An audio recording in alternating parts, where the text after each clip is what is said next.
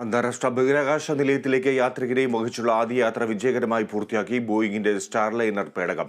യാത്രികരായ സുനിത വില്യംസും ബൂച്ച് വിൽമോറും സുരക്ഷിതമായി അന്താരാഷ്ട്ര ബഹിരാകാശ നിലയത്തിനുള്ളിൽ പ്രവേശിച്ചു.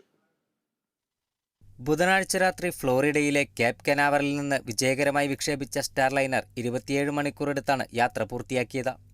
വ്യാഴാഴ്ച രാത്രി 11 മണിയോടെ നിലയത്തിലെത്തിയ സ്റ്റാർലൈനർ പേടകം ഡോക്കിങ്ങിനുള്ള പ്രവർത്തനങ്ങൾ ആരംഭിച്ചെങ്കിലും പേടകത്തിന്റെ ത്രസ്റ്ററുകളിലുണ്ടായ തകരാറും അപ്രതീക്ഷിതമായ ഹീലിയം ചോർച്ചയും ഡോക്കിംഗ് വൈകിപ്പിച്ചു.